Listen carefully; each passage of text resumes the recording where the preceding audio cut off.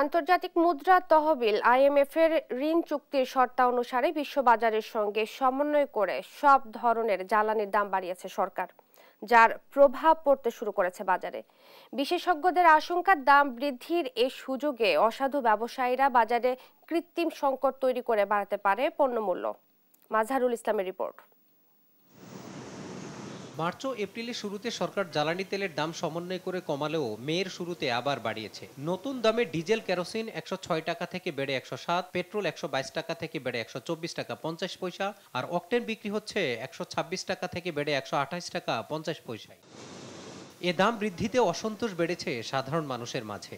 খরচ যেই পরিমাণ সবকিছুর দাম, সেই তুলনায় জ্বালানি তেলের দাম নর্মালি অনেক বেশি। সবকিছু যখন দাম বেড়েছে, এই সমন্বয়টা একটু পরে করতে পারতো। তো এইভাবে যদি বাড়তে থাকে তাহলে সেক্ষেত্রে আমরা যারা বাইকার তাদের আমাদের জন্য খুব প্রবলেম হয়ে যায়। পরিবহন মালিক ও ব্যবসায়ীরা জ্বালানি তেলের দাম বৃদ্ধির প্রভাবের কথা স্বীকার না করলেও বাজারে আরেক দফা বেড়েছে আলু, পেঁয়াজ, ব্রয়লার মুরগি সহ অনেক পণ্যের দাম। পরিবহন মালিক ও ব্যবসায়ীরা জ্বালানি তেলের দাম বৃদ্ধির প্রভাবের কথা স্বীকার না করলেও বাজারে আরেক দফা বেড়েছে আলু, পেঁয়াজ, ব্রয়লার মুরগি সহ অনেক পণ্যের দাম। তখন তেলের দাম বাড়াইছে, তখন 15 টাকা একসঙ্গে দাম বেড়েছে। 1 টাকা 75 পয়সা আমাদের এই পণ্য পরিবহনের উপর ওইরকম প্রভাব বিস্তার করতে পারে। এখনো বাড়ি নেই, 1 টাকা বাড়াতেও তেলের দাম এখনো বাড়ি নেই। যদি 4-5 টাকা বাড়ে তখন হচ্ছে বাড়বে না। তেলের যে 1 টাকা বাড়ছে এটার প্রভাব এখনো গাড়ি ভাড়ার উপর পড়ে নাই। যদি আরো বাড়ে পরবর্তীতে তো এটা বাড়াইতে পারে। অর্থনীতিবিদদের মতে জ্বালানি তেলের যে পরিমাণ দাম বেড়েছে তাতে পণ্যের বাজারে বড় ধরনের নেতিবাচক প্রভাব না পড়লেও এই অজুহাতকে কাজে লাগান অসাধু ব্যবসায়ীরা। যে মুহূর্তে কিন্তু আসলে বিশ্ববাজারে তেলের দাম ওইভাবে বাড়ছে না, মোটামুটি একটা স্থিতিশীল জায়গাতে রয়েছে।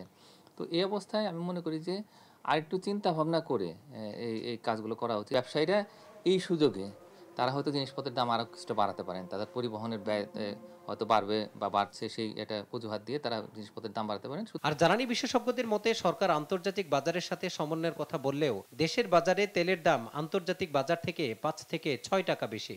এখন আন্তর্জাতিক বাজারে যেই দামটা আছে সেটার সাথে দেশে যদি 100 টাকা ডিজেল হতো তাহলে কারেক্ট হতো। এখন যেটা আছে আমি মনে করি সরকার 6-7 টাকা বেশি।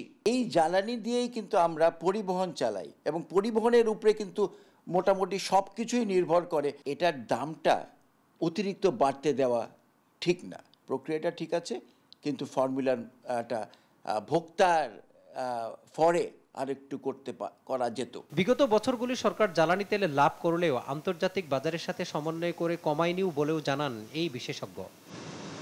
মাজহারুল ইসলাম, দেশ টিভি, ঢাকা।